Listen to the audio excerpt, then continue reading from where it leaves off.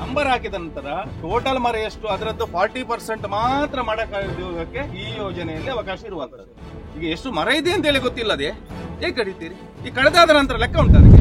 ಉಡುಪಿಯ ಎಲ್ಲೂರಿನಿಂದ ಕಾಸರಗೋಡಿಗೆ 440 ಕಿಲೋವ್ಯಾಟ್ ವಿದ್ಯುತ್ ಸರಬರಾಜು ಟವರ್ ನಿರ್ಮಾಣಕ್ಕೆ ಕಳೆದ ಹಲವು ತಿಂಗಳಿನಿಂದ ತೀವ್ರ ವಿರೋಧ ವ್ಯಕ್ತವಾಗುತ್ತಿದೆ. ಬುಧವಾರ ಏಳಿಂಜೆ ಕಂಗುರಿ ಪ್ರದೇಶಕ್ಕೆ ಬಂದ ಅಧಿಕಾರಿಗಳನ್ನು ಸ್ಥಳೀಯರು ಹಿಮ್ಮೆಟ್ಟಿಸಿದ್ದಾರೆ.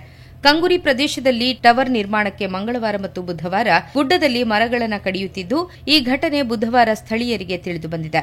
ಕೂಡಲೇ ಐಕಳ ಪಂಚಾಯತ್ ಅಧ್ಯಕ್ಷರು, ಸದಸ್ಯರು ಮತ್ತು ಗ್ರಾಮಸ್ಥರು ಸೇರಿ ಸ್ಥಳಕ್ಕಾಗಮಿಸಿದ್ದು, ಈ ಸಂದರ್ಭ ಅಧಿಕಾರಿಗಳು ಮತ್ತು ಗ್ರಾಮಸ್ಥರ ನಡುವೆ ಮಾತಿನ ಚಕಮಕಿ ನಡೆದಿದೆ. ಟವರ್ ನಿರ್ಮಾಣಕ್ಕೆ ಸ್ಥಳೀಯರ ವಿರೋಧವಿದ್ದರೂ ಯಾವುದೇ ಪರವಾನಗಿ ಅಥವಾ ದಾಖಲೆ ಇಲ್ಲದೆ ಟವರ್ ನಿರ್ಮಾಣಕ್ಕೆ ಮುಂದಾಗುತ್ತಿರುವುದು ಸ್ಥಳೀಯರನ್ನ ರೊಚ್ಚಿಗೆಬ್ಬಿಸಿದೆ. ವಿದ್ಯುತ್ ಟವರ್ ಮತ್ತು ವೈರ್ ಖಾಸಗಿ ಜಮೀನಿನ ಮೇಲ್ಭಾಗದಲ್ಲಿ ಹಾದು ಹೋಗುತ್ತಿದ್ದು, ಸ್ಥಳೀಯರ ವಿರೋಧವಿದೆ.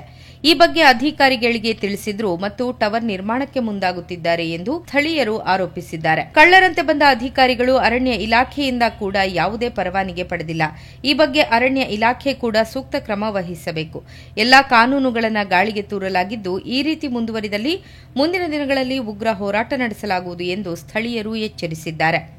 ಸ್ಟ್ಯಾಂಡರ್ಡ್ ಆಪರೇಷನ್ ಪ್ರೊಸೀಜರ್ ಏನಿದೆ ಅದರ ಪ್ರಕಾರವೇ ಪ್ರತಿಯೊಬ್ಬರಿಗೂ ಕೂಡ ಟವರ್ ಲೈನ್ ಮತ್ತು ಕಾರಿಡಾರ್ ಹಾದು ಹೋಗುವ ಪ್ರತಿ ಭೂಮಾಲಕರಿಗೂ ನೋಟಿಸ್ ಕೊಟ್ಟು ಅವರ ನೋಟಿಸಿಗೆ ಅವರು ಉತ್ತರಿಸುವಂಥದ್ದು, ಒಪ್ಪಿಗೆ ಅಥವಾ ಆಕ್ಷೇಪಣೆ ಕೊಡುವಂಥದ್ದು, ಆ ನಂತರ ಅದರ ಪ್ರೊಸೀಜರ್ ಅಲ್ಲಿ ಏನು ಹೇಳಿದೆ ಅದೇ ಮಾದರಿಯಲ್ಲಿ ಮಾಡದೆ ಯಾವುದೇ ರೀತಿಯಲ್ಲಿ ಈ ರೀತಿ ಅಕ್ರಮ ಪ್ರವೇಶ ಮಾಡಿಕೊಂಡು ಅಕ್ರಮವಾಗಿ ಮರ ಕಡಿದುಕೊಂಡು ಇದು ಕ್ರಿಮಿನಲ್ ಅಫೆನ್ಸ್ ಆಗ್ತಾ ಇದೆ.